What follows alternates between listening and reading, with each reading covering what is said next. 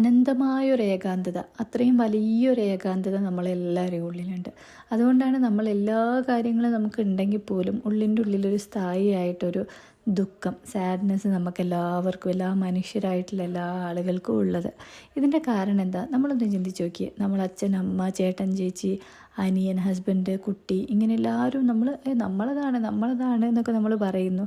വീട്, വണ്ടി, സ്വത്ത്, പണം, ജോലി, ഇതെല്ലാത്തിലും നമ്മൾ അറ്റാച്ച്ഡാണ്. നമ്മൾ ഈഗോയിൽ, നമ്മൾ ഇമോഷൻസിൽ, ഇതിലെല്ലാം നമ്മൾ അറ്റാച്ച്ഡാണ്.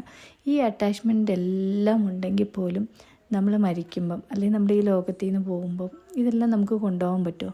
ഈ കാണുന്ന എന്തെങ്കിലും ബന്ധങ്ങളോ റിലേഷൻഷിപ്പോ ഇഷ്ടമോ പ്രണയമോ അല്ലെങ്കിൽ ഏതെങ്കിലും വ്യക്തികളെയോ അല്ലെങ്കിൽ ഒന്നും നമുക്ക് തിരിച്ചു കൊണ്ടുപോകാൻ പറ്റില്ല. നമ്മൾ ഒറ്റയ്ക്കാണ്. ആ ഒറ്റയ്ക്കാണ് എന്നുള്ള ആ ഒറ്റപ്പെടൽ എന്ന് പറയുന്ന ആ റിയാലിറ്റിയാണ് നമ്മളെല്ലാം ബേസ് ആയിട്ടുള്ള സങ്കടം എന്ന് പറയുന്നത്.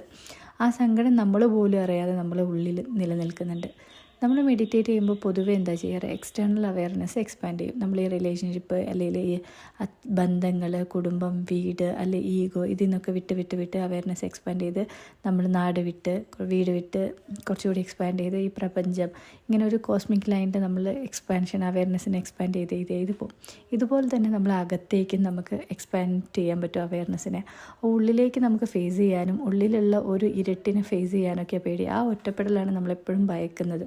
നമ്മളെ എല്ലാ പ്രശ്നങ്ങളും, കുഴപ്പങ്ങളും, കുറവുകളൊക്കെ നമ്മൾ അറിയപ്പെടുന്നറിയാം ശരിക്കും ഉള്ളിലേക്ക് നമ്മൾ സഞ്ചരിക്കുമ്പോഴാണ്. ആ ഉള്ളിലേക്കുള്ള യാത്രയില്ലേ, അതാണ് യഥാർത്ഥ മെഡിറ്റേഷൻ എന്ന് പറയുന്നത്. നമ്മളെന്താന്നുള്ള റിയലായിട്ടുള്ള നമ്മളെന്താന്ന് തിരിച്ചറിയാൻ വേണ്ടിയുള്ള ഒരു യാത്ര, അതാണ് യഥാർത്ഥ മെഡിറ്റേഷൻ എന്ന് പറയുന്നത്. അതിന് വേണ്ടിയിട്ട് നമ്മൾ എന്ത് ചെയ്യണം? ഒരു എഫേർട്ട് ഇടണം. ആ എഫേർട്ട് ഇടേണ്ടതിൻ്റെ ബേസ് എന്ന് പറയുന്നത് എന്താണെന്ന് വെച്ചിട്ടുണ്ടെങ്കിൽ പ്രാണായാമമാണ്.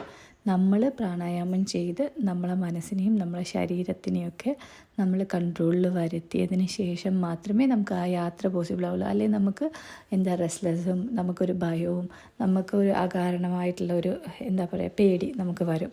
അപ്പോൾ നമ്മളൊരു മെഡിറ്റേഷൻ ചെയ്ത് നമ്മൾ ഉള്ളിലേക്ക് പോയി നമ്മൾ എന്താണെന്ന് തിരിച്ചറിയുന്ന ലെവൽ വരെ നമുക്ക് എത്തണമെങ്കിൽ നമ്മൾ സ്റ്റാർട്ട് ചെയ്യേണ്ടത് പ്രാണായാമത്തിലാണ്. പ്രാണനാണ് നമ്മൾ തന്നെ കൺട്രോൾ ചെയ്യുന്നത്. ഈ പ്രപഞ്ച ശക്തി എന്ന് പറയുന്നത് പ്രാണനാണ്. അപ്പോൾ നമ്മളെ ഉള്ളിലുള്ള പ്രാണനെ നമ്മൾ അറിയാൻ വേണ്ടിയിട്ട് ശ്രമിക്കണമെങ്കിൽ സ്റ്റാർട്ട് ചെയ്യേണ്ടത് എവിടെയാണ്? നമ്മൾ slowly breathe in, slowly breathe out, deep breathe in, ഡീപ്പായിട്ട് സ്ലോലി ബ്രീത്ത് ഔട്ട്, ഇങ്ങനെ പ്രാക്ടീസ് ചെയ്യണം.